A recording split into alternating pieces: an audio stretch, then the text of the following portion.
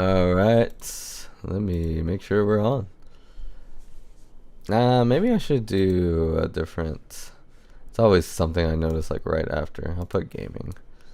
This is kind of in that realm. It's hard to stylize the stuff. Um, but yeah, basically what I'm doing here is I have this new. I like to play with AI a lot. I find that it makes every job I do a little easier, and there is like some concerns for it, and those concerns are totally valid. And the way I view it is there's nothing I can do about this thing that exists, but I'm gonna use it like while I can, while it's in this free form. Because when you have something in this free form that's not super regulated, it's something beautiful. It reminds me of like the old YouTube, and I'm kind of glad I got onto AI when I did, because it's getting like bigger and bigger. And I don't know if I think the higher ups are already like in on it, so I don't know if it'll ever be regulated to a degree. We are waiting for the Christmas special. I will probably watch it as it premieres on here. So there is a premiere for it, but I'm gonna watch it myself here. Christmas special is something we do like every year. Always ends up coming out a little too late. I could put goals for my super chats now. Interesting. But I'm gonna get real right into it. Just the site I found, it has so much stuff, and as far as I know, it's pretty good on like limits and stuff. So you can do chats, which looks like it uses like the GPT 4.0 kind of thing. I think all of it does, but like some of it is just, here's what I think how they made this website. They really like created a GPT to like just be heads of each one of these, except video. I don't. They have their own video, AI video thing you can make, and these are less like 2-second videos that you can make with AI. Now, like I know, like a lot of what people see on social media is like that deformed looking kind of thing. Those are people like just finding the most outrageous images they can make. But you can actually do some stuff that looks pretty cool. Even if you pick like any of these templates, like I'll put like Autumn Street would probably like it just you wouldn't probably be able to tell between like that looks pretty good. I mean, you can kind of tell, but like when it's a video, I think it's a little more interesting. But like, it makes pretty good pictures, and it can make people too, as well as backgrounds. Oh, I'm surprised it's taking this long. But and there's different models you can use too. But like, here's a video. This one barely moves, but like some of the other ones I've made, they move a little bit, and that movement is cool, but it's just so brief that I haven't really been able to use like the video form in my art in any way. As an image generator, just like anything else. The cool thing about this image generator is that you can make images in different sizes, whereas I think other and you can also use like a face image. Like if I've never done this, so this is why I'm here. Face image, I'm sure, is like something you can manipulate. So I do draw, but I don't like to animate because it takes a lot of time. And I'd rather focus on making good songs. But yeah, I have to make these music videos. So I'm gonna take some art from Dreamcrack here. Probably. Oh, there's an unused picture I never used. I should really make like behind the scenes on like some of this stuff, because there's a lot of things that go unused in our little projects.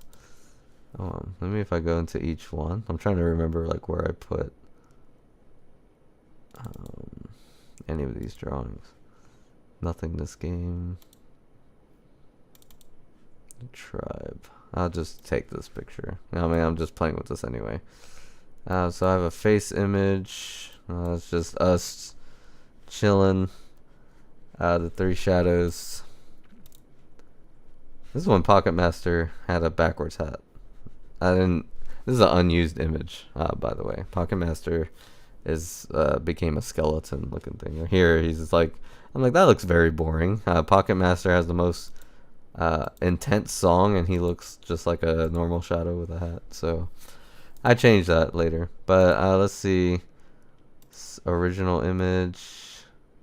I don't know what face image is. I thought it was. Let's see. I don't know. I want this to be Unreal Engine. Let's see what happens. I don't know what face image is now. I thought I did. Steps 4. Yeah, I have no idea what's gonna come from this. I don't know. I don't know what it's gonna make. I don't know how to use parts to inpaint. Yo, you can get pretty detailed with this. But what happens? Face detailer, image count. Oh, you can make it make multiple images, like multiple attempts. So we can do like 3. I don't know if there's like a limit on this side, but if there is, you know, I'll have a backup plan. And then, what do you type to make it? What do you want the image to do? Oh, what image do you want? I don't know. Send. What do you have to do? Make image, maybe? That's what you have to do on the video. It's like make video. Make image. Yeah, then it's, you know, it's using all these different things. Yeah, then really do. Let's give it a prompt. How about that? Instead of, I don't know what all that is. I guess that's on the deeper level, but I don't know. 3 shadow birds flying through 3 different worlds. So I like to get like detailed with this just to see like how good is this generator. This is something mystical. Probably something I'm gonna try later is giving it more realistic. But this, let's see. Yeah, AI is just the best, man. I know like a lot of artists hate it. And like, I hated it. I mean, I don't think I ever hated it. I think I jumped on like really early. But if I had discovered it like when it is at this stage, yeah, I could see myself like being against it. But when I found out about it, it was like a simple image maker. And that website, I was going to show it on here, but it's gone. That image is gone. That website is gone. So a lot of websites are jumping on this idea. So 3 shadow birds flying through 3 different worlds. One of these worlds is blue. The second one is red. No, blue, gray. The other one is gray. And the third one, oh, it has a prompter. That's cool. Is bright yellow. 3 shadow birds flying through 3 different worlds. One of these worlds is blue, the second one is gray, and the third one is bright yellow. The sky is filled with, I'm gonna give it some liberties. All kinds of colors. It's like you go back and forth. That's how I made that image that you see there. Sometimes it's giving the AI a lot of liberties. Other times it's being more specific. And I know people get really crazy with it to like make the image that they exactly want. 3 different worlds. One of these worlds is blue, the second one is gray, and the third one is bright yellow. The sky is filled with all kinds of colors. The image appears to be a painting from the United States, America in the 1960s. What you do with that? Oh, not the 1060s. That'd be like my ancestors are 60s.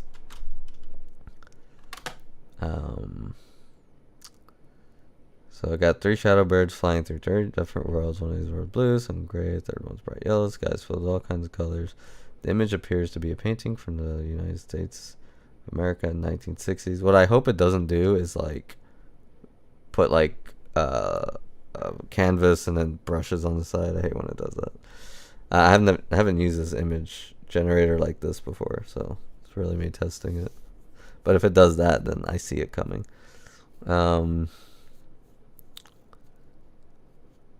I think that's fine. Let's see what it does with that. There it goes, running. Ah, why is it doing that? Okay, let me like restart this thing, because now it's just using that. Yeah, I don't want you to use that image, because it just like, you mean this? It's just the image I gave it. There it goes.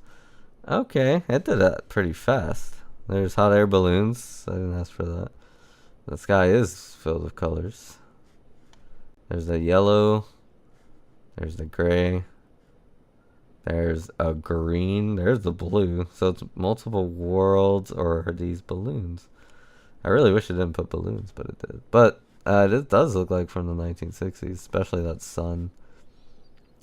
It's okay. It's totally, like, you could use this, I think. Let me give it a more realistic image. So I'm gonna see how detailed it can get.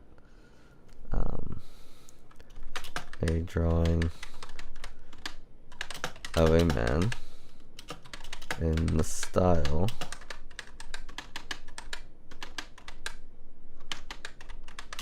of a DC comic book. Yeah, we're getting weird. Drawing of a man in the style of a DC comic book. He is wearing a top hat, white gloves.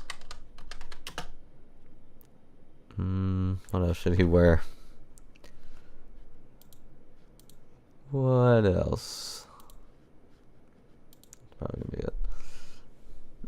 White gloves. He has a scar on his cheek. And an eye patch. It's not gonna be able to do this. I don't think it's, I mean, I think from what I view there, I don't think it'll be able to do this exactly. And an eye patch. He is, now I'm gonna give him an ethnicity. He's Asian.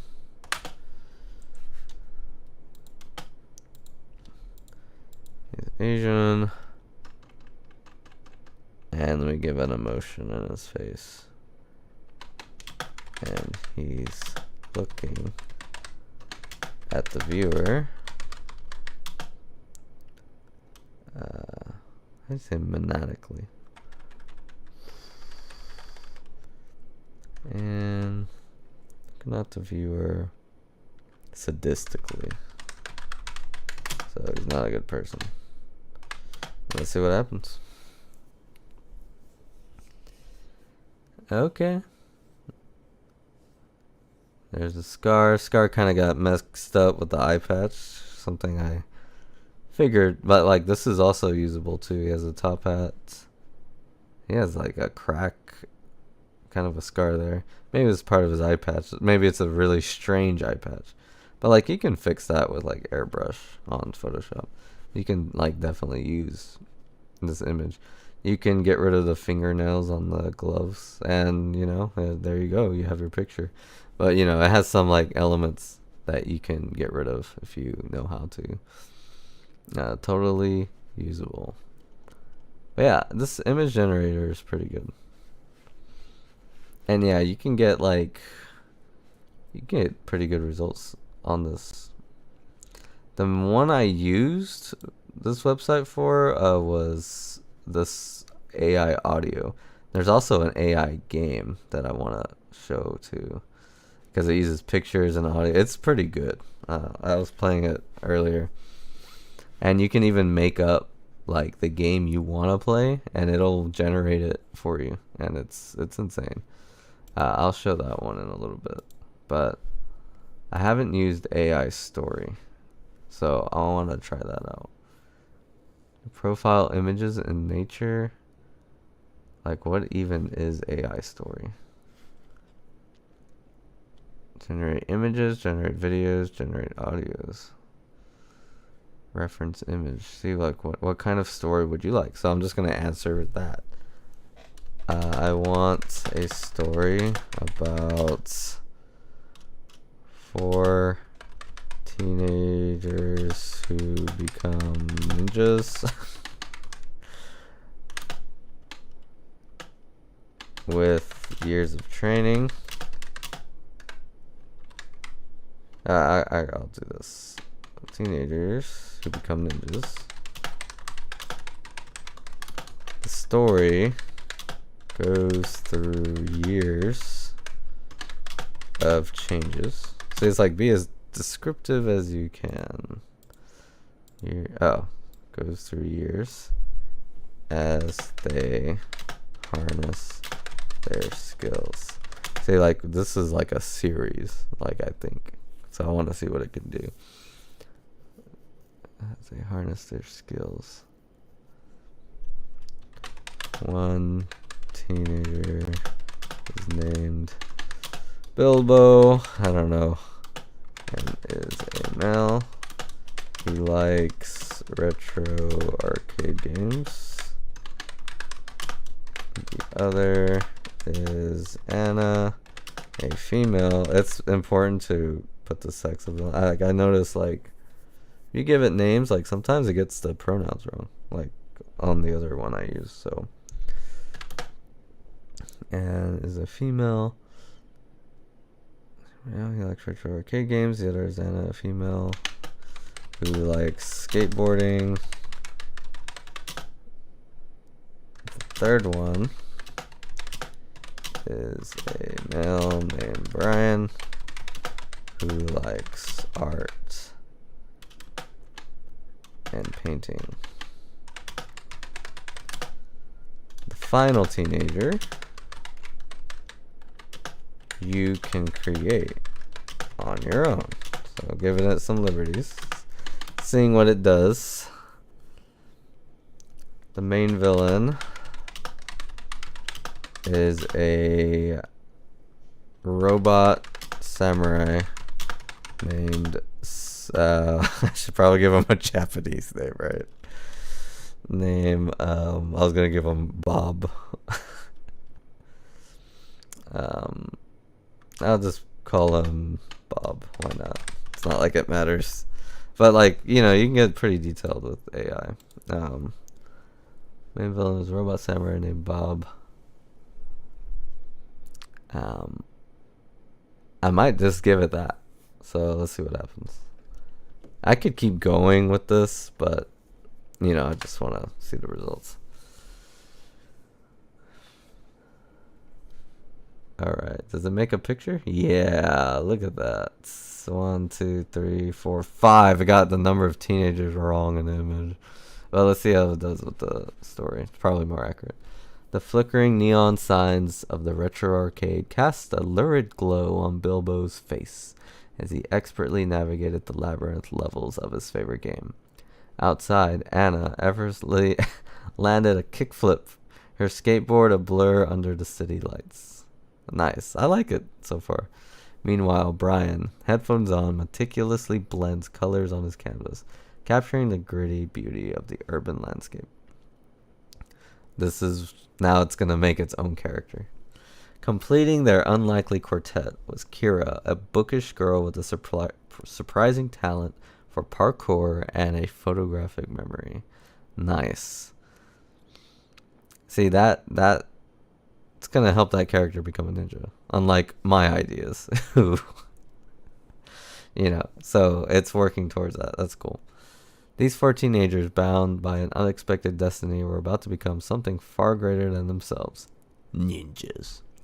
Their training was grueling. Master Sensei,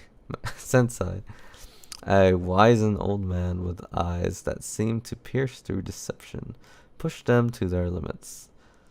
Bilbo's quick reflexes, honed by his countless hours spent in the arcade, translated surprisingly well into ninja combat. His movements fluid and precise. Okay, so his video games helped with his reflexes. And his skateboarding prowess gave her unmatched agility and balance. Nice. Allowing her to navigate treacherous terrain with ease. Brian's artistic eye provided him with an uncanny ability to anticipate his opponent's movements, predicting their attacks before they even began. Kira, with her photographic memory, could recall and execute complex combat techniques with almost supernatural accuracy. Excellent. Years passed. I didn't want it to do that. Years passed. But I guess it is. I did tell it to in a way, but I wanted it to make like some stories. See what it could do with that. Where is it? There it goes. Okay. Years pass. The teenagers transformed. They learn new move like shadows. They learn to move like shadows, to strike with the precision of a viper, and to disappear into the night like mist. Their individual strengths melded into a formidable team, each member completing the others. But their skills were soon tested. Bob, a towering robot samurai with glowing red eyes and a katana that hummed with deadly energy, emerged from the shadows, his metallic body gleaming under moonlight. Bob sought to control the city, his advanced technology making him for a formidable foe. The final confrontation took place atop the city's highest skyscraper. The window howled as the four ninjas faced their metallic nemesis. Bilbo used his speed and agility to create openings. Anna used her acrobatic skills to disrupt Bob's attacks. Brian used his knowledge of pressure points to exploit weaknesses in Bob's armor. And Kira used her memory to anticipate Bob's every move. It was a battle of wits and sheer determination. In the end, though, teamwork and strategic thinking, they managed to defeat Bob, their combined skills proving more powerful than any single weapon. They had become true ninjas, protectors of their city, their bond forged in the crucible of training and battle. So that's pretty cool, although it does have trouble, like, when you tell it to make a story and then make a picture representing that story. Yeah. And some of the characters, like Master Sensei, could have done better with that. But it's kind of cool. I mean, it's kind of aimed, and, like, you can make it keep going. Look at that. What happens after they defeat Bob? Tell me more about Kira's background.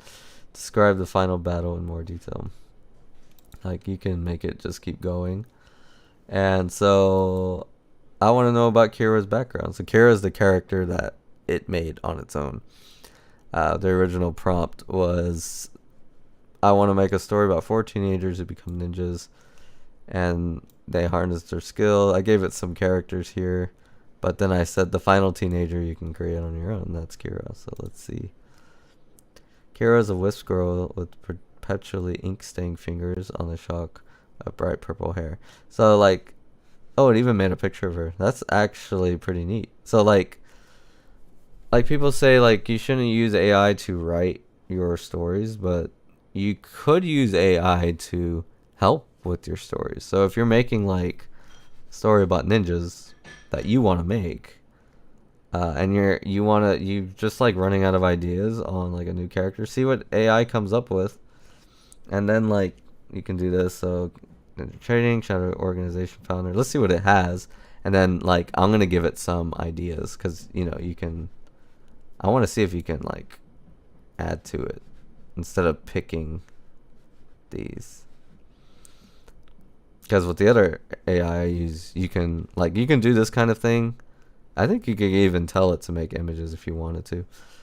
You can do this kind of thing, and you can go back and forth with it. It's like, oh, let's change Kira. So I'm going to read what they have, and then I'm going to say, like, oh, let's change this, or let's add this. Kira, a wisp girl with perpetually ink-stained fingers and a shock of bright purple hair, seemed like an unlikely candidate for ninja training. Before the shadowy organization found her, she was bookish. She was a bookish recluse, more comfortable navigating the labyrinth of stacks of city library than the city streets. That's cool. And she's also parkour, a silent acrobatic dancer. Yeah. Fueled through the thrill of the impossible leap and the quiet satisfaction of finding hidden pathways. She devoured books on history, philosophy, and strategy, her mind a sharp weapon honed by years of solitary study. That's kind of cool. While Bilbo, Anna, and Brian relied on instinct and physical prowess, Kira brought a strategic mind and a deep understanding of weakness to the team. Her quiet observation and meticulous planning often proved invaluable in her missions, making her a crucial, if often underestimated, member of the Ninja Quartet. The library, her sanctuary, became her unexpected training ground. Each shelf, potential obstacle course, each book a source of knowledge she could weaponize. That's cool. See, this is a pretty deep character that it creates on its own. But something I noticed that's missing is like parents. For the teenager parts of the story. So I'm gonna be like, this is great. I don't know if it's gonna reply like I want, because it keeps asking that question. What do you want your story to be about? This is great. I always compliment it. I don't know why I do that. This is great. I always give a compliment before I suggest something. I guess like that's how I work with like at my job too. Like I compliment then. Because, like, if I just give my, like, oh, let's do this instead, like, it comes off as brash. So I give a compliment, and I really mean it, and I really, like this is good. I like these elements of it. Let's actually use it in this other thing that I want to see what you think of, But this is great. Let's add detail to her parents. Make them extremely poor. And can't afford luxuries. I hate how I can't spell. Can't afford luxuries like television. Okay, make an episode where Bilbo, my characters totally suck compared to this. My character's not this deep, but I mean I could go there. So Bilbo, let's say, let's give it more info on Bilbo. So Bilbo, I have to say, let me give you. It's good if you tell it these things, like, let me give you more info on Bilbo. Information on Bilbo. So Bilbo's a gamer, and Bilbo will be rich. Bilbo has rich parents.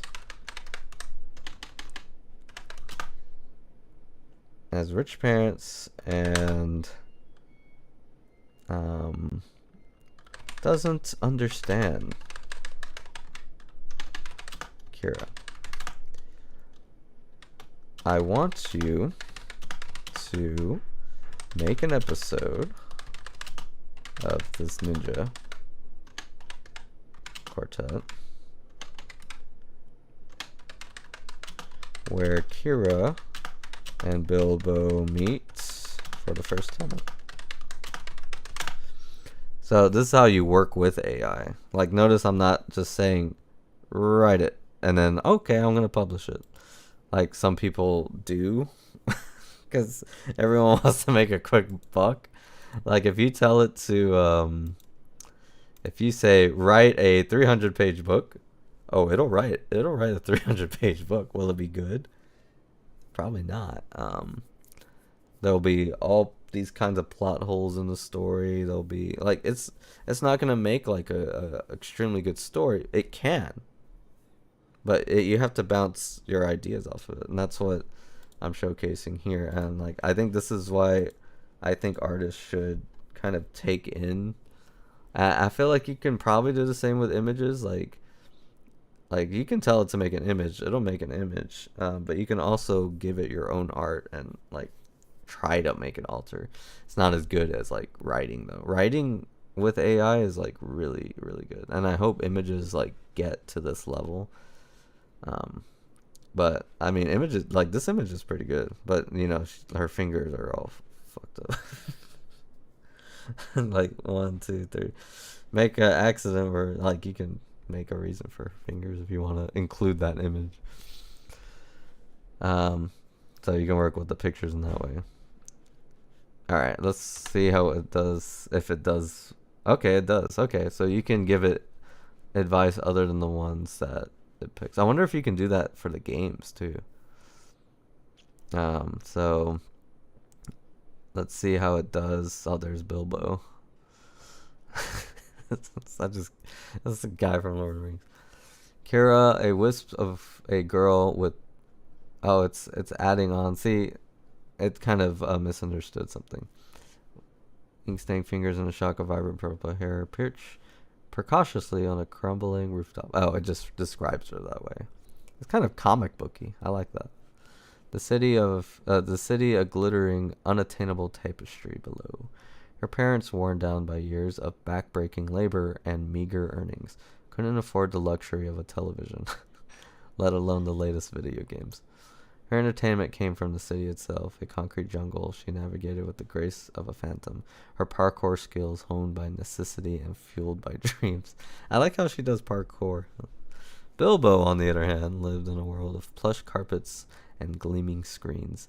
His parents, obscenely wealthy, had showered him with every gadget imaginable. His days were filled with the vibrant pixels of retro arcade games, a world far removed from Kira's gritty reality. Their first encounter was as unlikely as it was explosive. Bilbo, chasing a stray drone that had escaped his high-tech bedroom, stumbled onto Kira's rooftop training ground. He was midair, clutching his prized drone when he saw her. She moved with fluid grace that defied gravity, a stark contrast to his clumsy, privileged existence. He landed awkwardly, his expensive trainers crunching on loose gravel. Kira, initially startled, quickly recovered, her eyes narrowed in suspicion. What are you doing here? Cool, put dialogue. I didn't even say to put dialogue. Usually, like, it won't do that unless you say it. She demanded, her voice sharp and weary. Bilbo, his face flushed with a mixture of embarrassment and awe, stammered, I was chasing my drone. He gestured at the air device, which now lay tangled in a clump of weeds. Kira scoffed. A drone? You call that entertainment? She leaped effortlessly across a gap, landing silently on a nearby chimney. My entertainment is a little more physical. Bilbo, watching her, felt a twinge of something he couldn't quite name. Admiration. Perhaps mixed with a profound sense of disconnect. He'd never encountered someone so self-reliant, so utterly unfazed by his wealth or his technology. This girl, who lived in the shadows of his opulence, possessed a strength and resilience that he could only dream of. Their meeting ended abruptly as it began. Kira, having retrieved her own training equipment from beneath a loose tile, disappeared into the labyrinth alleyways. Bilbo, clutching his drone, remained on the rooftop, the image of Kira's fluid movements and defiant spirit seared into his memory. He knew somehow that this was just the beginning of their very unusual friendship. But yeah, so she's like doing acrobat stuff. See, the picture already has her as a ninja and him not. I mean, maybe this is how she looks in the story. But like it could be. I like how it made it anime, but you can dictate the picture too. You can tell it like put it 90s style. I kind of don't care about the pictures like when I'm working with it like this, because I tend to kind of just use no images or like my images, or you know, as far as like this stuff, or you know, you can get descriptive with it too, which is what I do in the videos, the Phoenix Splash Mix. This is like other stuff I do. But yeah, it's pretty cool, and you can, you know, it can keep going. You can put what happens next. It can keep going, and something I like to bring to attention, because I try to write books before without AI and without anything else, or without any help, you know. And, like words like this, Where is it? That opulent. Like, it would take me a long time to write something this good, I would say. But like what you could do, like you take this, you can change it however. It's like it kind of gives you like instead of a white canvas, like kind of like things that you can change around, you can remove, you can like totally put in a different direction. Like it's not that good, honestly. Like for what I gave it, it is good, but like I could get way more detailed on this. I like how it added stuff to Bilbo. Like he's also very techy. Like I never told it to do that. It kind of just took liberties there. Um, but like an episode like this, you'd want to add like, are they ninjas yet? Are they not? Probably not. I would assume there's like already a lot of holes that you would have to fill. Just by reading this, like you just copying this and paste it. Yeah, you can publish that. Will it be good? No, there's a lot of holes. See, like, are they ninjas yet? Or rewrite the story, make them both ninjas, and let's see how that is. And you can just keep going, keep going. Add your own words, add your own style. It's helpful, especially if you're not like a full-time writer. Like, it is helpful. But it's not gonna do all the work for you. You have to like, but it can do a lot of work for you. Like something I made it do for something I wrote.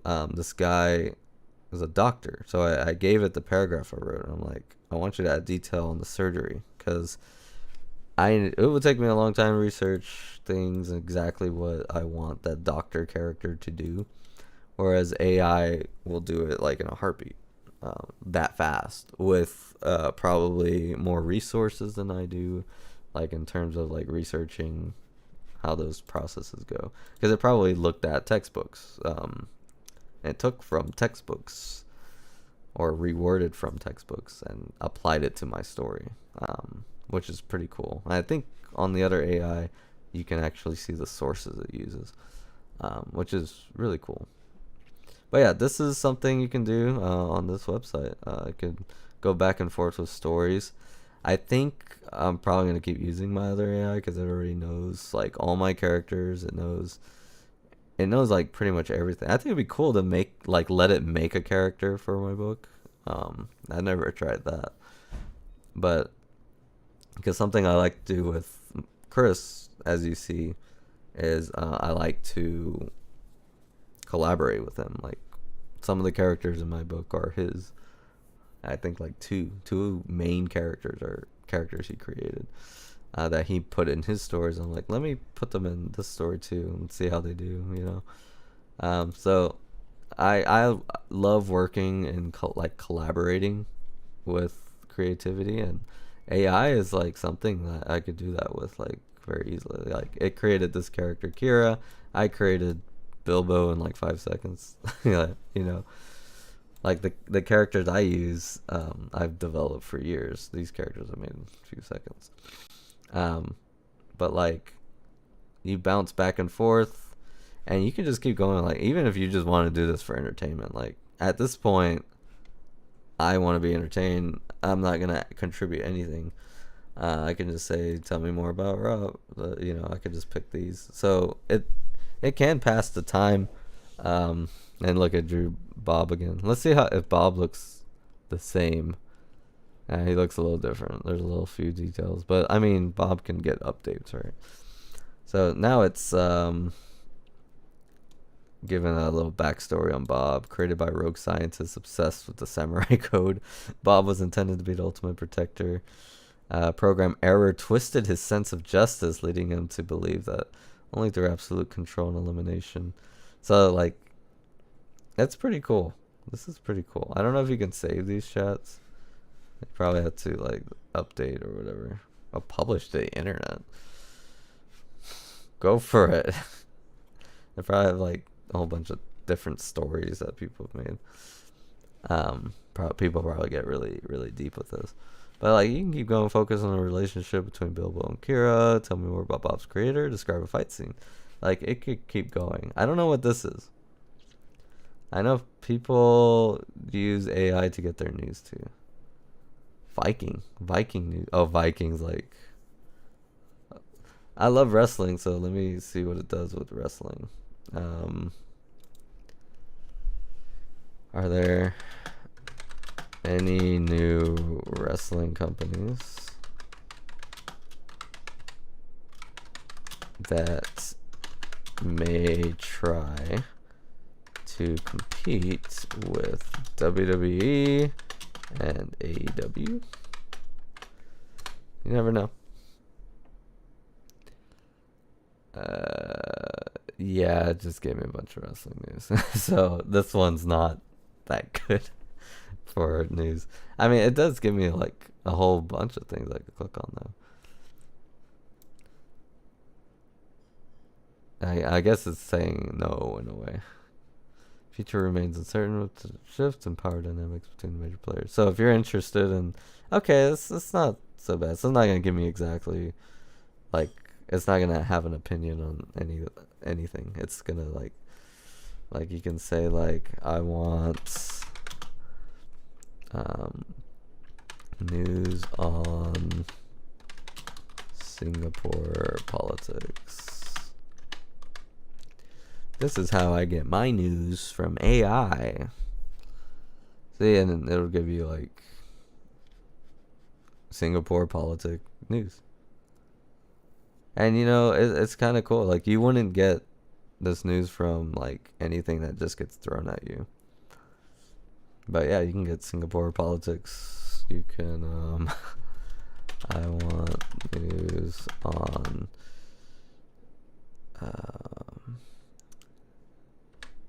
current events in retro video game culture. And what it'll give you is, you know, just some stuff. What?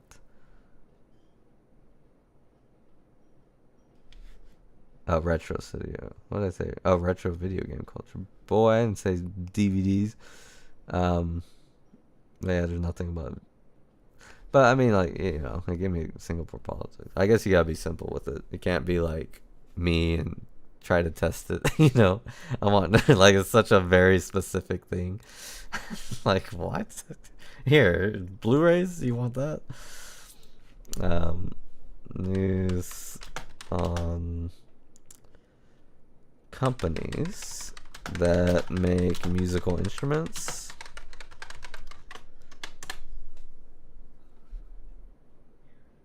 Okay. Roland Corporation, Drum Machine. Like, you can get this kind of information too. Oh, China's musical instrument exports surge. Getting my hands on one of these drums would be nice. Bruno Mars. And it gives me like musical artists too. Didn't really ask for that, but legacy of Roland Corporation. Why is it showing a woman? Or is that a man? I don't know why this picture's here. But yeah, it's pretty cool. I'm gonna show. What is writer? So you have story writer. What is writer? Like informational writing? Title. Table of contents. Tone. Brand. Voice. I don't even know what this is. Enter a topic for article you want to write. Okay, so it's like informational. So stories, fiction, writing is fact. Informational stories. I want to write an article about the history of Jesus Christ. Or about Jesus Christ as a historical figure. As a historical figure. Let's see if it does this. Sometimes, okay, historical Jesus, fact, fiction, and faith. Nice. It's not biased like humans, right? Kind of like appeals to the Christian reader as well. Figure Jesus Christ stands one of history's most Debate of personalities. Billions. He's a man. It's doing this really well. Prophesied in the Old Testament and the savior of humanity. That's cool. For others, he is a compelling historical figure whose life and teachings profoundly impacted the course of Western civilization. Regardless of one's belief system, the question of Jesus historically, his extension as a real person in first century Palestine, remains a topic of ongoing scholarly inquiry and public fascination. This stuff fascinates me like crazy. Like, we have this guy, like, if you're religious or not, like, there's someone that existed who tried to save the world. That just fascinates me. Whether he was wrong about some things or not, it's whatever. But this article delves into the historic evidence surrounding Jesus, exploring both the supporting arguments and the counter-arguments presented by scholars and historians. We'll examine the sources used to understand Jesus, the challenges in reconstruction his life, and the ongoing debate surrounding his divinity. So, the historical debate of Jesus always, like, fascinates me. Like, where they're at with it, what historians agree is true, and what they think could be fiction. It's just interesting. Evidence for Jesus' existence comes from a variety of sources, both within. I have no idea if it's getting things wrong though. Like, when it starts giving you facts, take it with a grain of salt. Primary sources, narratives. This is pretty cool. How long is it? This is pretty long too. The mythos argument. But with facts, it looks for those. Oh, it tried to make a picture. Look at that. It's cute. Like, pictures aren't there yet. They're not where the text is. This says Histronicity.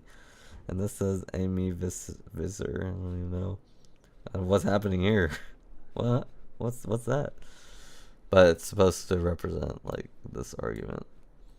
Jesus is not a historical figure, but purely a mythical creation. See, this is what I was talking about earlier today. I'm like, you have this guy that existed, but there's also a chance he didn't even exist at all. And this story has just taken this whole world. Like, it's crazy. Based on earlier myths and legends, however, this view is not widely accepted by mainstream biblical scholars, because there's a lot of evidence for him being real. Jesus existed. Yes, non-biblical sources. Yeah, that's what I look at too. I'm like, well, since there's non-biblical sources that have survived, like, Roman historians, I thought they had, like, some kind of record of him. The existence provides external evidence. Yeah, there's external evidence, which is why I do. Oh my goodness, this there's a chart. Look at that. It's a total mess there, but it's kind of cool. One day I feel like this will all make sense. Like, with AI, like, it'll figure it out eventually. It's just not there yet, because this is a whole other level of thinking, a whole other different, like, side of thinking, I guess. Historical Jesus quest. Ongoing scholarly attempt to reconstruct the life and the teachings of Jesus. See, like, reconstruct the teachings of, like, originally what he was teaching, because it's been altered, like, so much to get at the sources, like a task in its own right. Historical evidence separating factual accounts from theological interpretations. Main disagreements. Major debates revolve around the interpretation of Jesus' miracles, the precise nature of his teachings, and the understanding of his divinity. I don't really get too much into this one, because I feel like it's just a never-ending circle. Was he magical?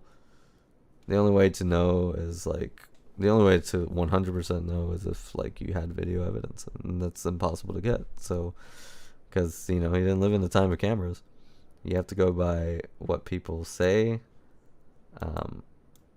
And yeah, people can take things out of proportion. Like, they saw him do something, like, let's say he was just like putting, he was mixing bottles and then he poured one into water, and people took it out of, like, context. And not to say, well, maybe he did. But I don't really, like, it's a never ending debate. Like, I don't get into that one. I guess I did just now though. Mythicism is the view that Jesus was not a historical figure, but purely myth. Yeah. So it kind of repetitive though, but it did an okay job. Primary sources, the Pauline epistles. So it goes into that. Key figure, extra biblical references. These letters, though not biographical narratives, mention Jesus' crucifixion and resurrection, indicating that a belief in Jesus' historical existence within a relatively short time after his death. Roman Jewish. These include references by the Roman historians. Yeah. The extent of their accuracy is debated. See, that's the other thing. Like, there'll be something, like, discovered and it's so, like, critical. But then you look at, like, who's discovering, who's writing it, and what he's done. And it's like he's... There's people who, like... They get... I like to think they get really excited and, like, overlook some things. Because they want to piece this guy together, you know? He's a pretty important dude. But yeah, that's where that is. But as far as AI, without getting too much into this,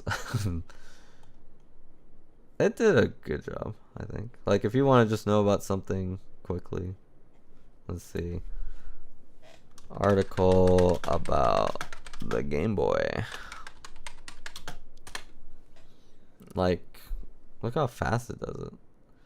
And then, like, you know, you can read that on your YouTube video. Like, you can make this into a YouTube video. It'd be okay. Like, if you're just giving info, like one of those channels, it'd be fine. Like, I used to make videos like that. And, like, if I had this back then, oh my god. It would cut, like, the time in making, at least creating one in half. And if you, like, this image, like, you can use this image. As long as you fix that one. Oh goodness, actually you'd have to fix a lot in this image. But like, if I wanted to use like just this much. Oh wait, I'd have to fix. Never mind, you can't use that image. Too many mistakes. The images, look at that. You can't use that one. Like, what the heck.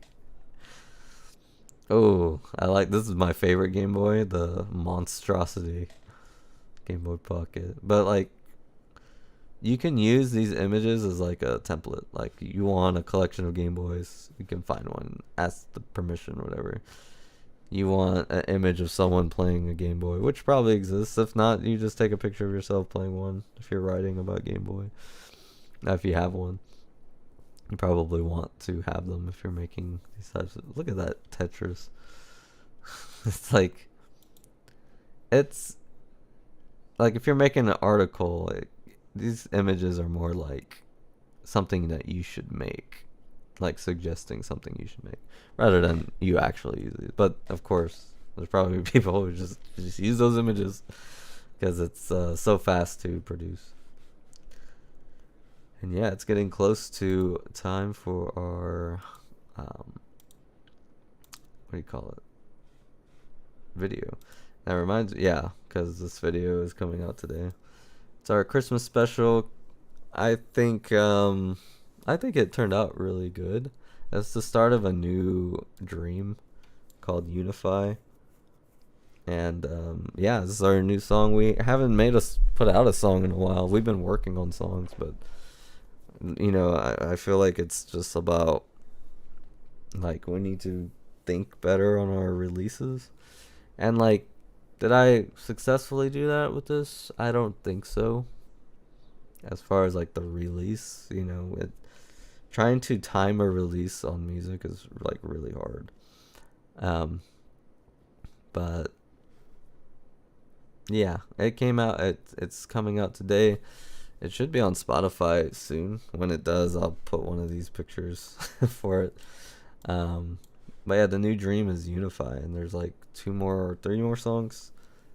Grifter, Give Me the Throne, and I think the song itself, Unify, will be coming soon. That song is pretty easy to make.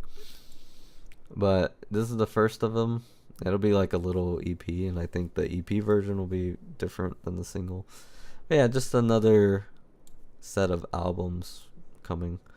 Those songs will talk more about like current events and just like, I guess, stuff on society. It's more like world topics rather than like Endless Journal is more personal. Channel One is just whatever at this point. And Dream Crack is like a story. This one is like world. So Phoenix Splash does have a little bit of everything too, you know, informational and informational music and fiction music. Like, cause it's like, I don't know. I'm a strange man, but I'm gonna put on the premiere. We're gonna watch the premiere of our new song. Let's see. Let me see. Find it. Can you watch your own premiere on YouTube while streaming?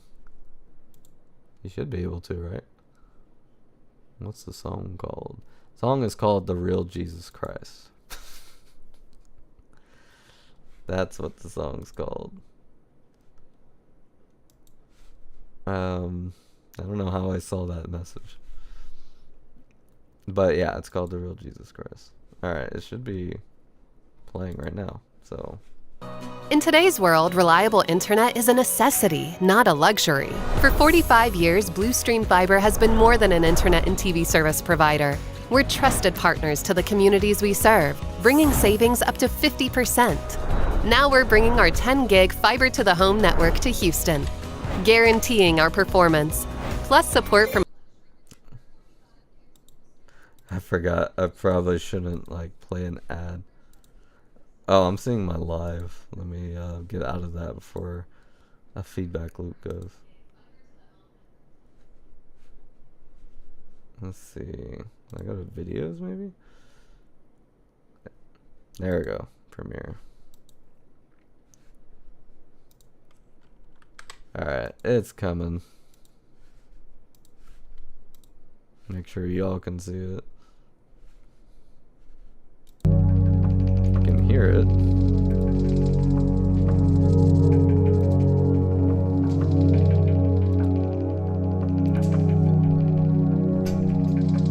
Let me just get my... It's probably easier if I do it like this. Look up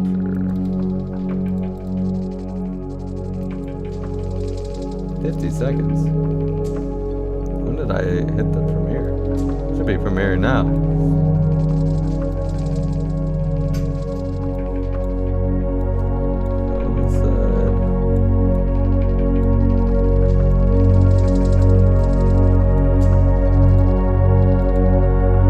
Very tranquil. Does it say 30 seconds? I guess it starts a little late. I don't know. So loud. Oh, there it goes.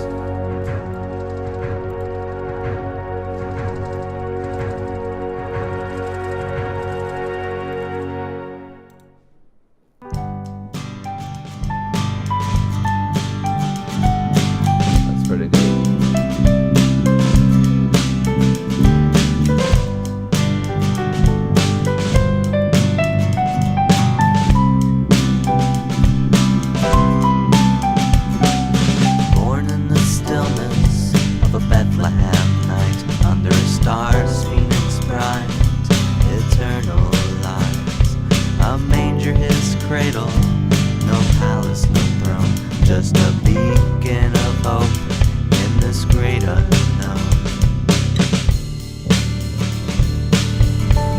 Lost were found. He walked among strangers, the humble, the poor, spoke of a paradise unseen, yet he was so sure.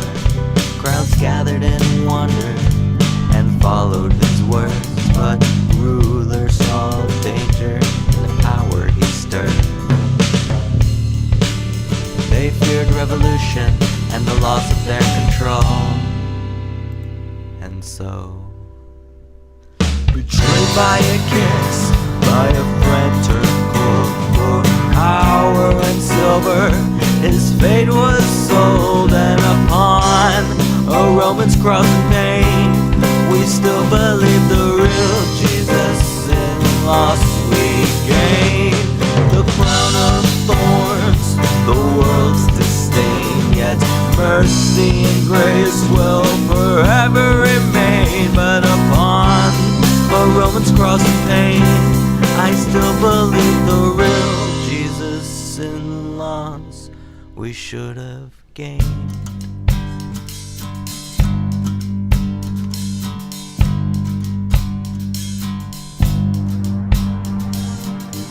His name with banners of war, twisting his words for power to restore.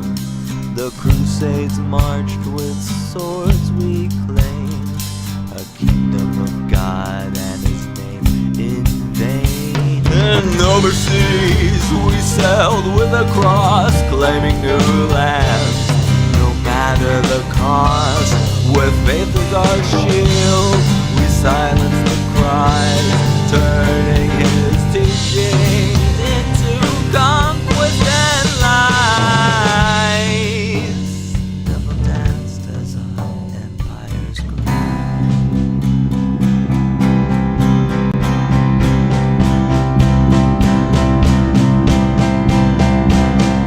Rise from ashes and into the next phase. Accept our past, no matter the pain, 'cause together we stand, divided we fall, and the real Jesus is in the song.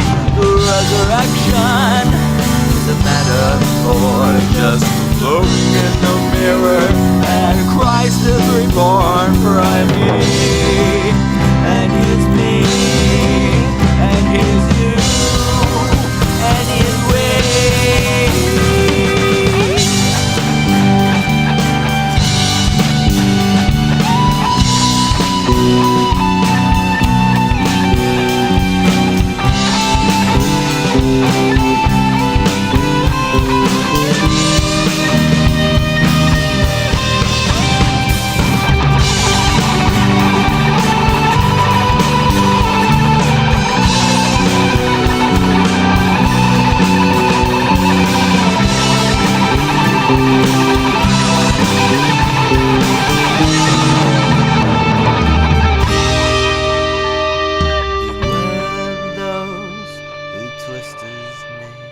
For power, for greed, they fuel a flame of a beast who wants to see us defeated and erased.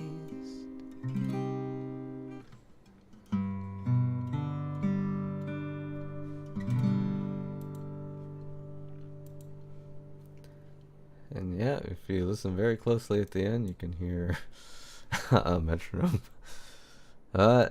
Yeah, that's pretty cool. I like how it turned out. There's some stuff I would add later when it gets re-released, like a trumpet, and there's something else I'm probably gonna add, because the song is probably gonna come out twice. I think there's another version of it on the way. But yeah, that was that song. I had some people there watching. I had like 5 viewers, which is pretty cool. I have no idea who they were, but yeah. And yes, like this little description. I have so much trouble writing YouTube descriptions, so I told AI to come up with stuff, and then I changed some things, kind of that back and forth, and created this pretty cool thing. But I know, like, it kind of don't matter, because who opens the description boxes? I used to put, like, the text adventure in the description box. But, yeah, I kind of, like, don't know what to do with the descriptions. This song was playing, or not this song, but this video was playing as, like, the trailer to the premiere. I probably should have tuned into the premiere so I could show it. But this was made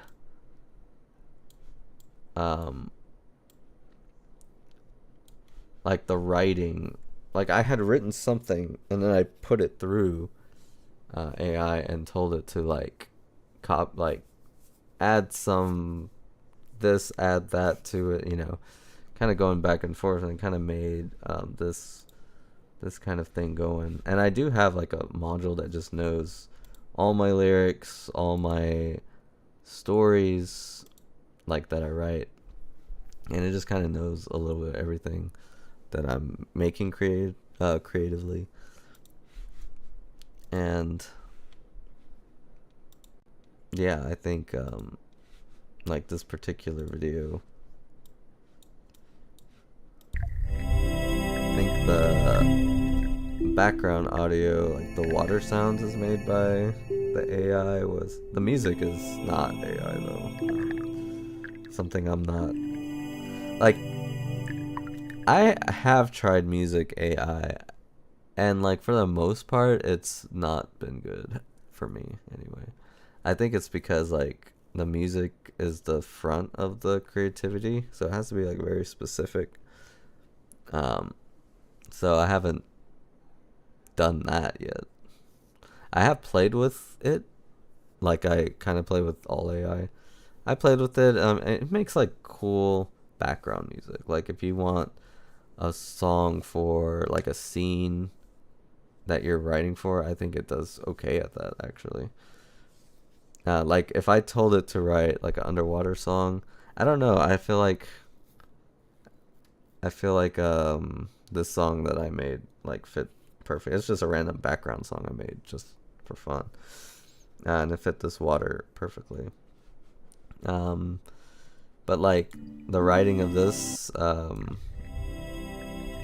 like beneath waves where silence reigns and truth lie hidden, you found it, the golden heartbeat of a forgotten dream. Like that's just something I kind of wrote, and then like it added some stuff to it. Do you feel it, the pull of something greater? Beyond the currents, we are fragments seeking connection. We are whispers longing to harmonize. So, see, I don't even remember what I wrote and what it wrote anymore. But I'm pretty sure it wrote whispers. Like, that was unify is not a call to the past, but an invitation to become, to ascend, to reimagine. This orb holds a spark of what it could be. A reality crafted from the pieces of our dissonance. Like, I don't think I've read that last line. Dive deeper, dreamer. I wrote that. The real Jesus Christ awaits, not as you remember, but as he truly is. Are you ready to touch the golden thread that binds us all? There's a golden thread, and you click on it and you get that song. So this is a new dream. This is Unify. That's what it looks like. It's very peaceful. Yeah, it's a pretty neat little intro. That's the in-betweens, like the gray areas, for those that don't know. Hey there, Matt, the guy, yo.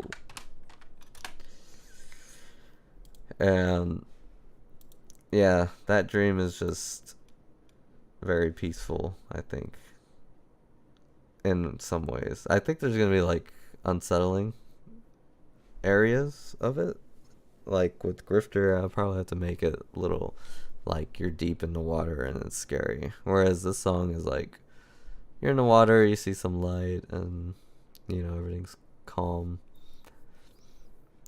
But yeah, it's kind of a cool little thing. But yeah, that is our Christmas special little debut. I should have put that in the title too of the stream. Yeah. I actually didn't get sick this. Usually, like after, like right before the break, I get sick, but not this time. So that's pretty cool. Yeah, on Christmas Eve would not be fun, but it happens. I think I remember a few Christmases being sick throughout my life. Something that unfortunately happens. But yeah, that song should be out on like, who knows? Actually, who knows? Actually, I'm not a high-paying or highly paid DistroKid member. There's one more thing I want to show with AI. So this is our informational article here, and there's let's see, video. I mean, I kind of don't even care to show you video because it's so basic. I mean, you can make it do things. You can make it create scary stuff if you want to see that. Maybe. A scary. Let's make it. You know what? Let me test video.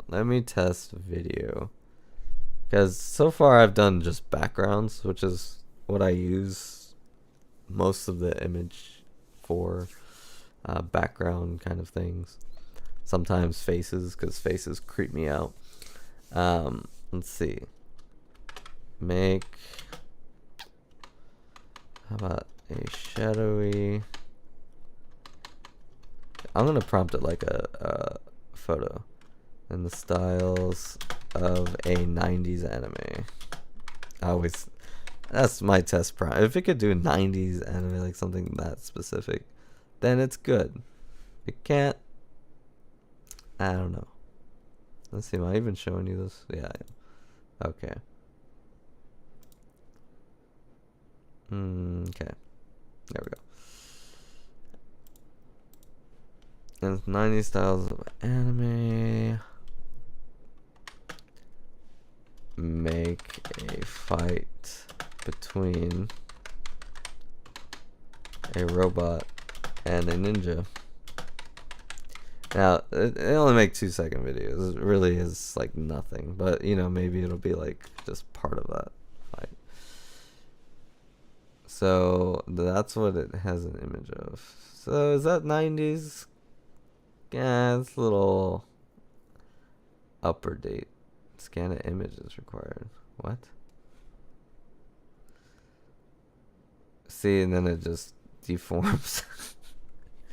So, I mean, it's, like I said, it's good for like background. Like if you want a background of a lake, it's good.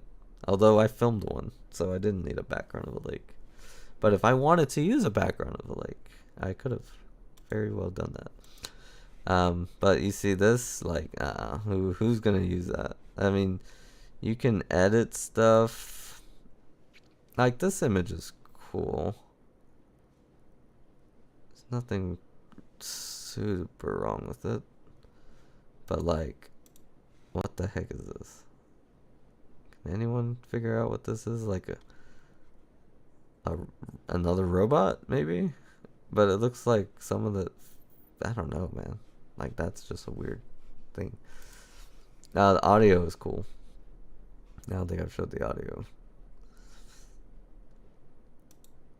Yeah, the audio, like it's good for like background, and you're gonna see it in the game because the game like uses a little bit of everything.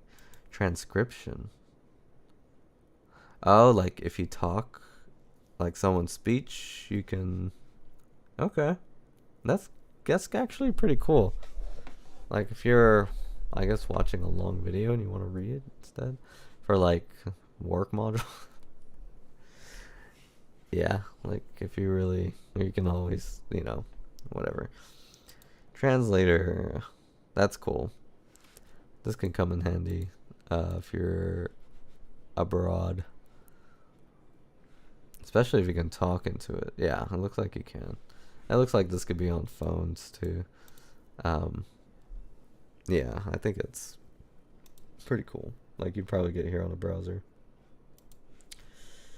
But let's go to the games. So if you made it this far, I think this is the coolest thing of the site. Like as far as just like wasting time like I'm doing now. Like this is pretty cool. So it has some like it has some games in here that are already like made, I guess. Like Samurai's Honor. There's something I wanted to test with this. And maybe we'll just play one of these games first. So I'll do Samurai one. I think you can say, oh, you hit start. Yeah. So The game is set in feudal Japan. And it's like a choose your own adventure, but it gets pretty cool. And I actually kind of like these games. So it has some images. Let's see what's happening. Okay, so this one is very loud. There you go. But you see they put some background noise. Jesus, loud. And sometimes it's terrible like that. But I guess that's feudal Japan. I think it repeats. It better not. Okay. But yeah, that's the background sound. Usually it's like just a creak or like something. I don't know what the heck that was. That was not good. Warrior class known as the samurai, and a complex system of governments dominated by shoguns, divided into provinces, each ruled by local lords. There's something I wanted to test. Like something I wanted to test. So I'm going to test that. But as you can see, it's like a choose your own adventure. It gives you images, kind of puts you in the mood. Of course, you know, take the images. Look at that. He's touching his helmet. There are all kinds of problems. But if you just glance at them, those problems don't bother you. I wanted to see if you can just type.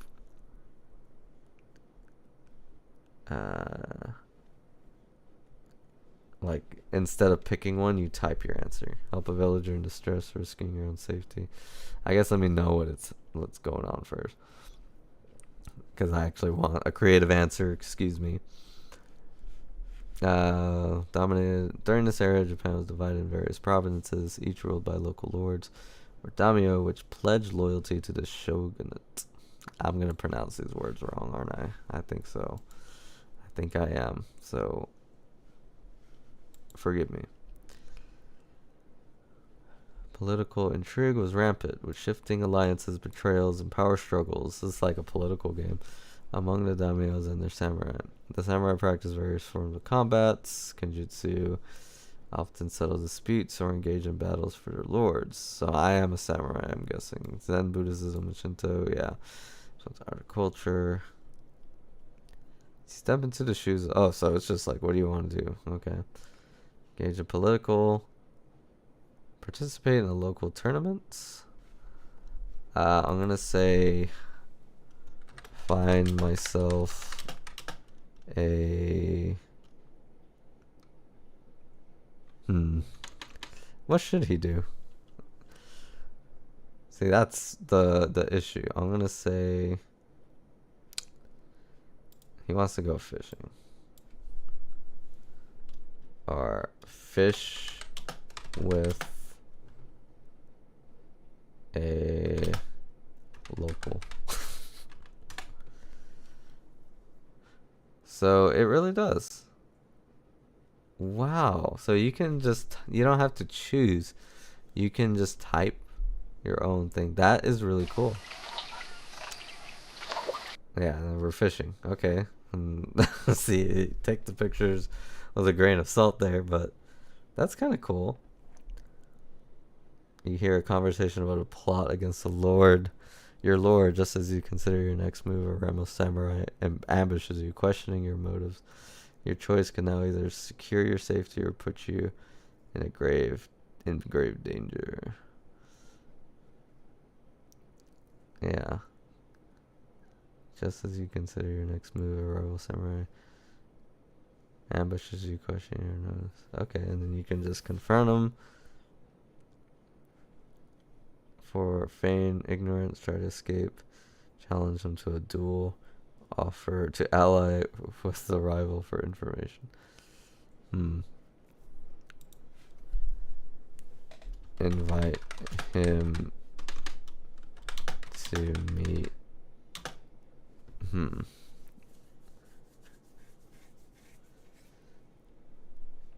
Meet up and eat. So, I don't think this works. You invite him to share a meal, so you can do stupid stuff. That's the cool thing. See, this is the best thing about this site, and yeah, who knows what's happening right now. I'm guessing he's challenging me to a duel. As you approach a fisherman, you invite him to share a meal, hoping to gain more information about the plot you overheard. However, your rival samurai, lurking in the shadows, catches wind of your actions and interprets this as a sign of weakness. It probably is. Suddenly, a group of bandits ambush you both. Oh, okay, so now we're both screwed. You must react quickly to defend yourself. Well, what will you do? Draw your sword, negotiate, push the fisherman into the river to escape? That's messed up. See, they have some funny ones already. Use stealth to evade bandits and hide. Time travel. But how would he time travel? See, you can put anything you want. That's the cool thing. And like you can get crazy with this stuff even. But you can play like what it has. Like I think doing these are like really cool, and you'll probably get an ending at least. I've never gotten an ending. It kind of just keeps going. But I guess if you play these, it'll eventually end. But it should just like punish you for doing stupid stuff. Like I'm gonna just try to die. Run up to them and dare them to strike me. And dare them to strike me. See, that's the dumbest thing you can do. Your heart racing, you sprint towards the bandits, drawing your katana, daring them to strike. The leader, taken aback by your audacity, hesitates. However, the moment of bravado quickly turns to regret. The bandits regroup. The bandits regroup, emboldened by your reckless move. They come at you from all angles. Their numbers overwhelming. You realize too late that you put yourself in a peerless position. As you prepare to defend yourself, the bandits' blades flash in the sunlight, and the taste of defeat hangs in the air. Surrender and negotiate for your life. So, what I'm gonna say is I'm gonna say dialogue. Is that all you got? See, I'm trying to die. I've never died in a game. So I'm gonna try. It's like no matter what I pick, it just keeps going and going until it's a good ending. But I want to, like, lose. Say, is that all you got? And throw my weapons aside. And only use my hands.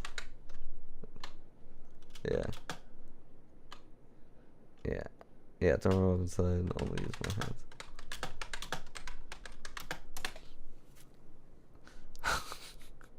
As the bandits clone in, their laughter echoes through the trees, mocking your bravado. Ignoring the sharp instincts of a seasoned samurai, you throw your weapons aside, challenging them to bear falling. Jeez. Hopefully that's not too loud for y'all. I turned it down on mine, so it should work. Bandits, taken aback for a moment, quickly realize you're an idiot. Regain their composure. Realizing your folly, they swarm you. With each passing second, your chances of survival dwindle. Just as they prepare to strike, some thunderstorm breaks. Oh, great. Drenching the ground and creating a muddy battleground. What will you do next?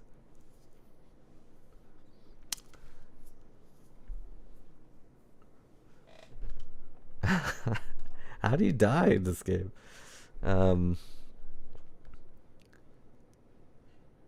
I've really done. There's nothing I can do. I don't want to do anything then. Walk up to them, yelling obscenities. Obscene words. Like, I don't know why it's provocation. Am I dead yet? Goodness, these bandits really don't want to hit me. As you charge forward, shouting obscenities. The bandits exchange confused glances, but your bravado quickly turns to folly again. They laugh at me again, sensing your desperation. One of them, a towering brute, raises his weapon and bellows back, rallying the others to attack. The forest seems to close in on you as they advance, swords glinting menacingly in the dim light. In a frantic moment, you realize you have provoked a fight you cannot win. You feel the steel... Oh, I think I'm dead. against your skin as they close in. So I can still try. Scream the words. Give me more. How am I gonna put that? Give me more. And drink a... What did they have back then? There's no way he'd have a gin, right? I'll just say give me more and laugh. Like a madman. I have to die now. There's no way he's surviving this. I don't want to say desperate laughter. Bandits close in. Instant fury decides to embrace chaos. Give me more. There it is. He's laughing. Oh, look, he's making him laugh too. Your defiance catches them off guard for a brief moment. Quickly turns into their advantage, of course. They exchange confused glances, then attack with renewed fury. You find yourself grappling two bandits, struggling to keep them at bay. Just then, you hear rustling in the bushes. Could be reinforcements or another threat. So someone's probably gonna help me. So like that's the problem with these games. Like you can't die, but it is kind of cool. Like you could build an inventory and stuff. Like that much of it's pretty cool. But yeah, that's the game. And as you can see, like I'm still on it, and it hasn't like kicked me out, and I haven't paid for anything. Like it's pretty cool. All you have to do is just make an account or whatever. Make sure to make like a account you don't use. Like use it. You know, you don't want to. Oh, but this is another cool thing about the site. You can actually talk to people. Yeah. You can talk to these people. So, it has people like, it has Donald Trump on here. You can talk to him. And I think I will, like, maybe save that for its own stream. Maybe promote it. Maybe say what questions you want me to ask. Stuff like that. But it has, like, fictional characters. It has Genghis Khan, or Genghis Khan. It has Hercules. It has Isaac Newton. It has some, like, fictional idol girl characters, which is, I guess, if you want a Gal game experience or whatever. Joan of Arc. It has like cool stuff. Luna, Pilot. I think it has two Gandhis and Martin Luther King. Like some of these anime girls though, like this one's a book world. Like you can bounce off ideas with that kind of thing, or like you can ask it to compare it to other novels, or you compare text like with I think this one. But it has Pocahontas. I think that'd be fun to talk to Pocahontas on here. I have questions. But yeah, it's pretty neat. I've tried it with Trump on my own, and it's pretty spot on. He won't own up to any mistake he's done or anything that was wrong. Like, you know, like just the basic stuff. Like, hey, don't you think it was a little wrong to say what you said about grabbing, you know? He's like, oh, no, it was not wrong. I'm like, okay, this is like talking to Trump. If you were Mozart, oh, it'd be fun to talk to Mozart. That is a whole episode in itself. Talking to Mozart. Music teacher. Ooh. This would be fun. Maybe I should try one of these. I'll try him. Because, you know, he ain't gonna... I think they talk too. But I guess talking is fun. So we're gonna talk to him. The reason I'm picking him now is because what I'm about to talk to him about might not be interesting to non-music theorists. How can I help with music today? I want to know if there's anything relating to the magic or emotion of a minor fourth chord or a major third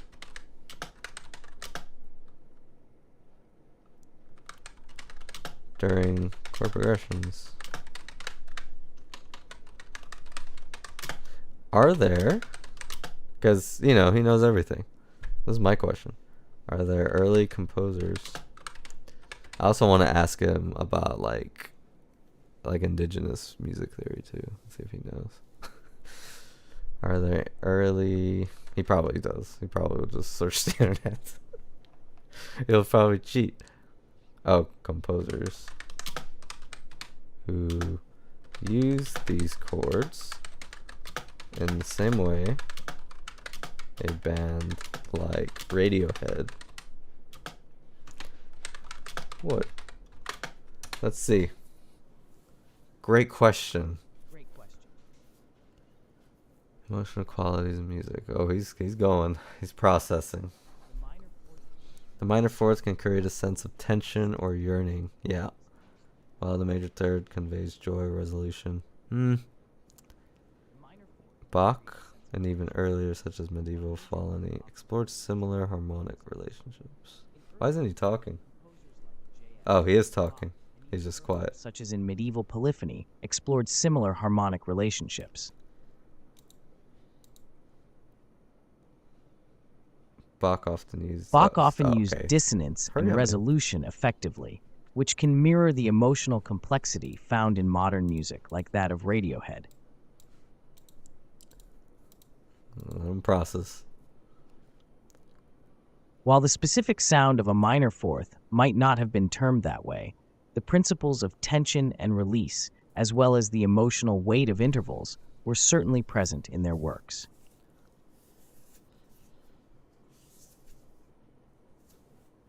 If you're looking for pieces that evoke similar feelings, try exploring some of Bach's chorales, or even late Romantic composers like Chopin, who often used rich harmonies that convey deep emotion. Would you like recommendations for specific pieces? Ooh. I would listen to them on here, but they might get copyright. But yeah, I would like, because I find that stuff interesting. Like, I feel like, let's see. And like, there's a good chance that the ones he recommends have no minor fourth chords. But I would assume like there's available like when you do music analysis on something where you put all the chords, I'm sure someone stuck those into a AI and AI can analyze Here are a that. few pieces that explore the emotional depth of chords and might resonate with the qualities you're interested in. Yeah, he might just be giving me like just stuff that has major third chords, but 1 not J.S. Bach, Prelude in C major, okay. B846. Chopin, I would imagine. This piece from the have Well-Tempered major thirds Clavier and features minor rich fourths. harmonic progressions that create tension and release. 2 Frédéric Chopin, Nocturne in E-flat major, 9 number 2. He's gonna read them Chopin's all. use of harmonies evokes a sense of longing and beauty, making Debussy. excellent use of major and minor intervals. 3. Claude Debussy, Clair de Lune. This piece contains lush harmonies and employs tension that is similar to the emotional Yeah, landscapes this one found in does modern music. utilize what 4. what I'm talking Radiohead, about. Pyramid Song. So, this While is not what I was early looking music, for. it's a If perfect this is example on here, of this how is a these good list, emotional then. qualities I have to manifest think in about contemporary Claire de Lune a little compositions. bit. 5. Claire de Lune, Eric yeah. Satie, Gymnopédie. Satie's minimalist approach and use of harmonies create a dreamlike quality, blending simplicity with emotional depth. These pieces should give you a rich palette of emotions to explore. Let me know if you'd like more information about any specific piece. That's pretty cool. Let me see how he does on music history. I'm sure this is all fascinating. I think it is. This stuff is awesome. Once you get like deep into the woods of music, deep into the woods of anything really. But I'll play with this a little bit longer. Let's see. Tell me about history, because I just want to know like a little more. It's hard to find like accurate resources for this kind of stuff, so I wonder like what he's gonna say is even true. But it sounds like he's pretty good, because he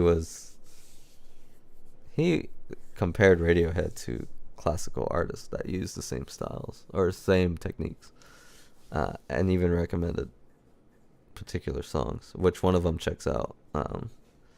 That soft song everyone hears, boom, bum. The history of Native American music and compare it.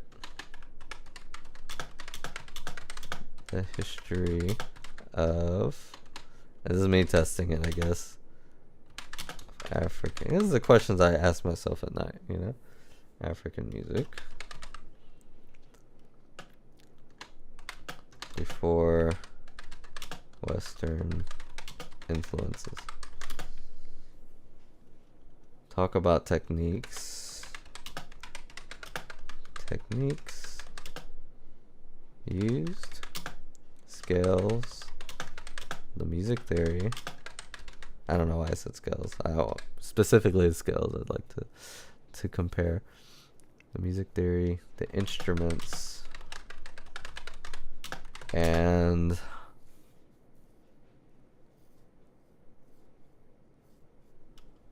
legends or myths that may contain early. This is something like, when you really think about myths in Native American African history, a lot of them are recorded like the way they recorded their history too. So like someone would exist and he'd be able to move trees. This person actually existed, but he was just a well-respected warrior, and they just made the story around him, for their kids, for children to. It's kind of like making superheroes.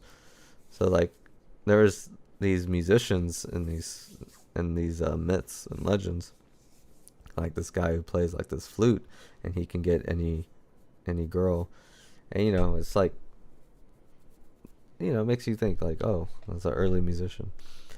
It may contain early musicians. So the things I haven't been found are like names, like if any of them are referred to by name. Yeah, crazy. I know. It's a fun thing to think about. But let's see if we can do this. African Americans both have rich histories that reflect their cultural content. And he's going to probably do it like short, but yeah, he can tell you. I had no idea. Native American music and African music both have rich histories that reflect their cultural contexts, social functions, and spiritual beliefs. How good of a Native American music. Wow, he's cooking. History. Native American music dates back thousands of years, integral to ceremonies, storytelling, and community gatherings. Each tribe has its own musical traditions and styles.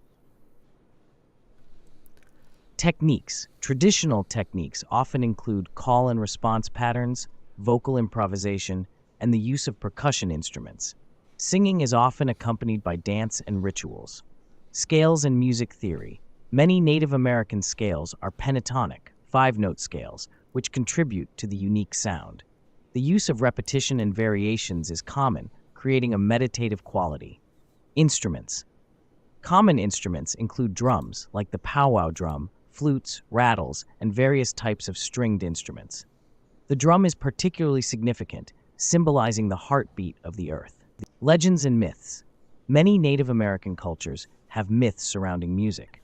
For example, the legend of the coyote often features this trickster as a musician, teaching the people how to create music and dance. African music. All right, he's pretty good. History. African music also has ancient roots, with each region developing its unique styles influenced by local cultures, languages, and spiritual beliefs. Music plays a vital role in rituals, celebrations, and daily life. Although I'm skeptical, I don't remember a story about him teaching people how to dance. Coyote was like a trickster, but Technique. Techniques include polyrhythms, multiple rhythms played simultaneously, call and response, and vocal harmonies. Dance is often an integral part of musical performance. Africa had a lot of like different instruments. Scales and music theory. Many African musical scales are based on heptatonic, 7-note structures with a rich variety of modes. The use of syncopation and complex rhythmic patterns is prevalent. Yeah. Instruments. Instruments vary widely but include drums, like djembe and talking drums, thumb pianos, mbira, and stringed instruments, kora and ngoni. Each instrument carries cultural significance.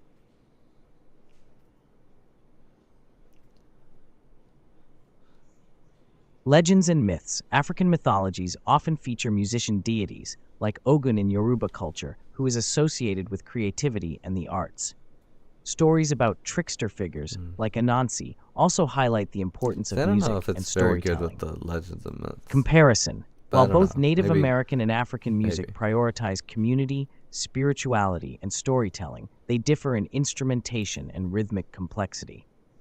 Native American music often emphasizes vocal expression and simple rhythmic patterns, while African music showcases complex polyrhythms and a broader range of instruments. Jeez.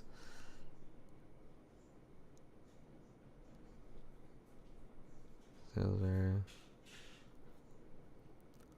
Their scales also vary, with Native American music leaning towards pentatonic structures and African music often utilizing more diverse scale systems. Both traditions have deeply embedded legends that celebrate the role of music in culture, emphasizing its power to connect people to the spiritual realm and each other. If you'd like to delve deeper into specific aspects or explore more about either tradition, let me know. This is where I want, because there's a lot I disagree with, like the way he's phrasing things, and it's like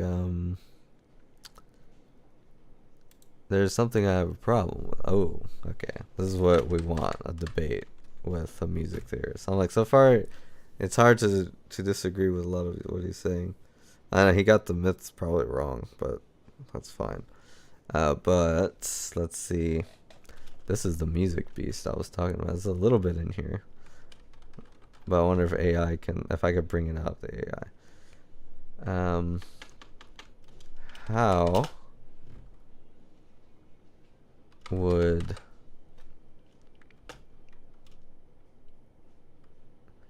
I guess let me ask it this instead of using the cultures. What makes a 7-note scale, which I forget what the heptatonic, whatever. What makes a 7-note scale more diverse than a pentatonic?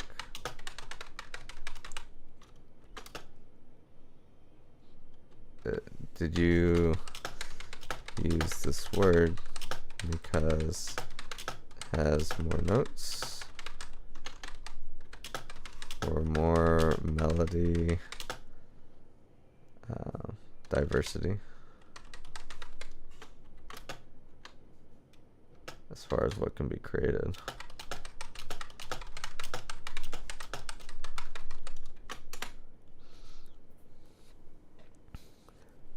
Yes.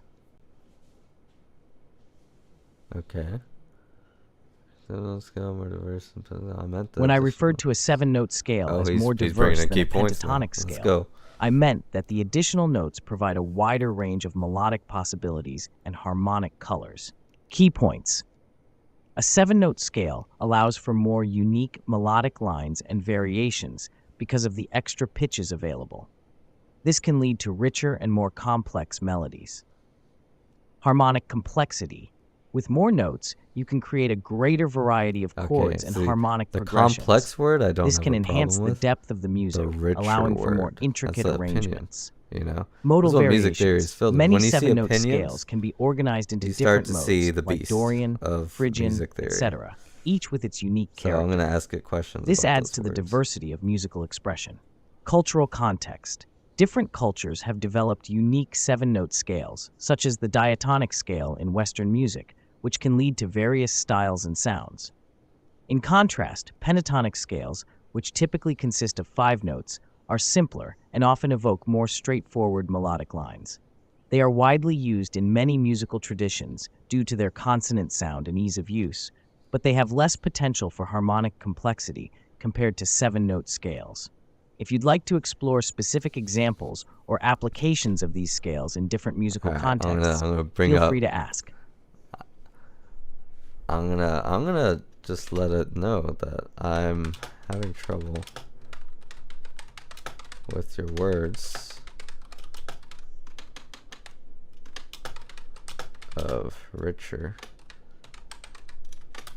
and I kind of see why he would use that, but it's such a, let me see, this word here, richer, more complex. More complex is fine, but calling it richer, that's it's putting it down, you know, in a way. And there's a reason for that.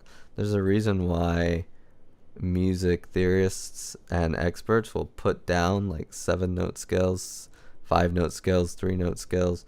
They'll use words like simpler, they'll use and it's just like, and they all do it, and it's just like, if these scales were so much simpler, or like inferior, I guess,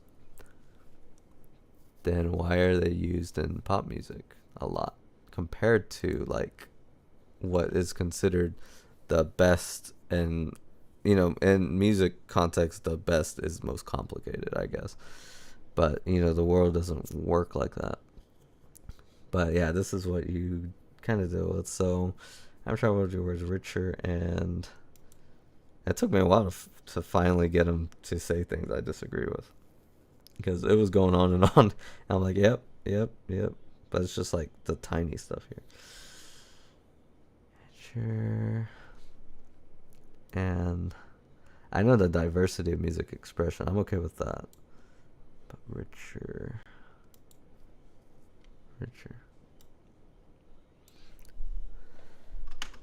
What are the benefits? I'm going to make him answer this question. What are the benefits of a pentatonic to a scale with higher notes, or with more notes? Let's see if we can answer this. If it says there are none, then it should be able to answer this. I think it'll answer this without a problem. I'm going to say it's going to address richer, what it means by that. And I might agree with what it says. I would just say, okay, maybe not to use the word richer. Let me ask. If he answered this like the word benefit, like he should have a problem with this word benefits, because music shouldn't be seen as like a competition. So he should be able to not be able to list any benefits, because there shouldn't be a benefit to one or the other. But if he does list benefits, then we're getting there. We're getting to what I have a problem with. But we'll see. We'll see what he says. Several benefits. Great question. Oh, so it's gonna give me benefits. The Okay. pentatonic scale has several benefits that make it valuable in music, Okay. despite its simpler structure compared to 7-note scales. Simplicity and 1. accessibility. Simplicity and accessibility. The pentatonic scale is easy to learn and play, making it an excellent choice for beginners. Its fewer notes reduce the complexity, allowing musicians to quickly grasp its use. 2. Universal appeal. Many cultures around the world use pentatonic scales, which contribute to their widespread recognition and appreciation. This scale often evokes a sense of familiarity and comfort in listeners. 3. Yeah, universal Consonants. appeal. It is. The intervals in a That's right. pentatonic scale are typically consonant, meaning they sound pleasant together. This makes it suitable for creating harmonious melodies and accompaniment without the dissonance that can arise in more complex scales. 4. Improvisation. The pentatonic scale is without the often used in dissonance. improvisation because it allows for freedom and creativity. Musicians can experiment with melodies without the risk of hitting wrong notes, making it popular in genres like blues, rock, and folk. 5. Cultural roots. The pentatonic scale has deep roots in many musical traditions, including Native American, African, and Asian music. It connects musicians to their cultural heritage and allows for the exploration of traditional forms.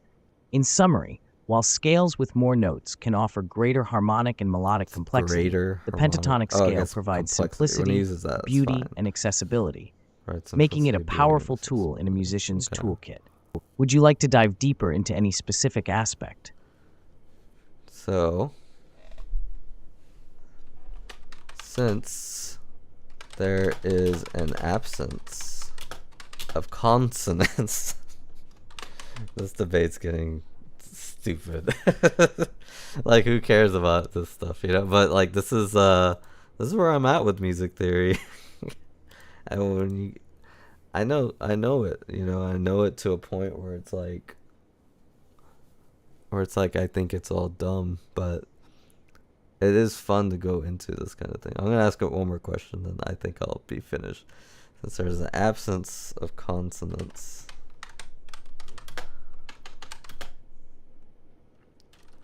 dissonance, I should say. Yeah, dissonance in pentatonic music. Tonic music, even like, and like some people find like not just sevenths to be a little dissonant, but like seconds also to be a little dissonant, and like there's more dissonance in music with more notes, with music that use scale that have more notes, whereas pentatonic music is far less dissonant overall. So wouldn't that make a pentatonic music richer if you're using that word?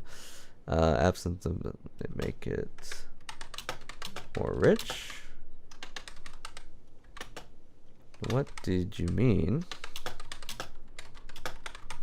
by making it richer? Just melody?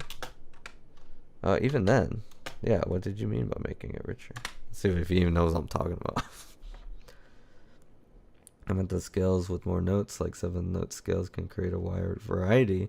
So wider variety. So only in like terms of possibilities.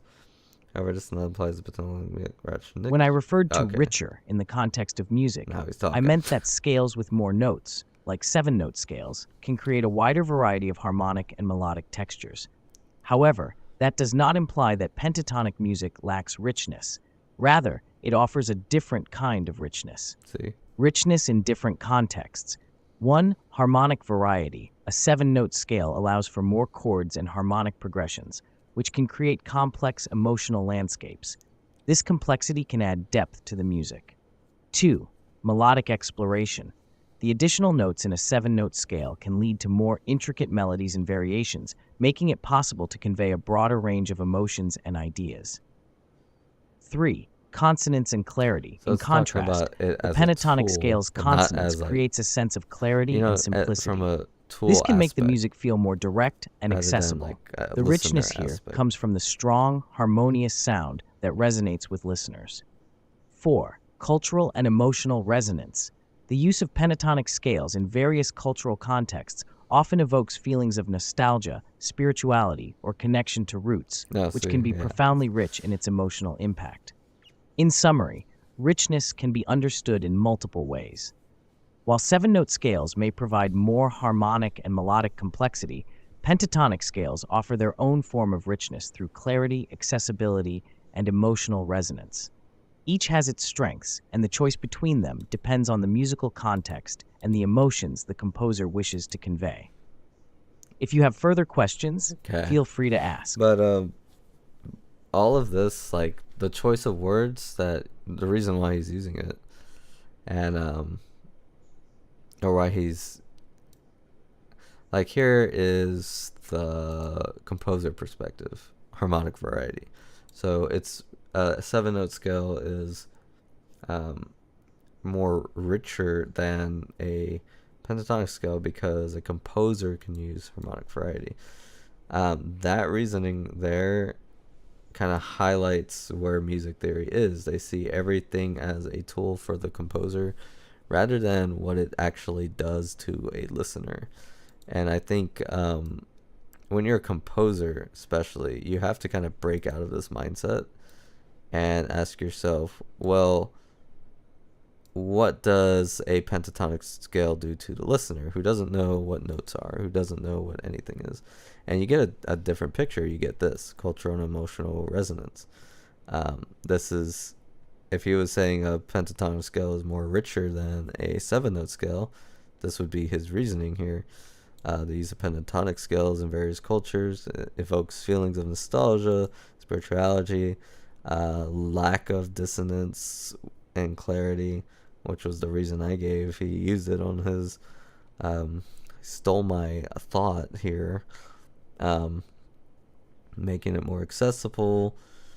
Make the music feel more accessible, which is why you have composers in the pop field who have mastered pentatonic scales, because they can make these melody lines and, you know, kind of sneak in a 7th, sneak in a 6th here and there, but mainly stick on those notes. They're kind of the masters of that, because the more they stick to the pentatonic scale, they don't have to stay in it. The more they stick to it, the better it is. And I kind of do some of that too, especially in Dreamcrack. There's a lot of pentatonic. I'm starting to see like this side of pentatonic more so than ever before, because I'm starting to use it more. And there's a lot of consonants. There's a lot of lack of dissonance, which I feel like sometimes my music can become too dissonant if I'm not too careful, because I know all the tools of a composer, and that makes me like use like some dissonant stuff. But yeah, this is what we talk about, this word richness.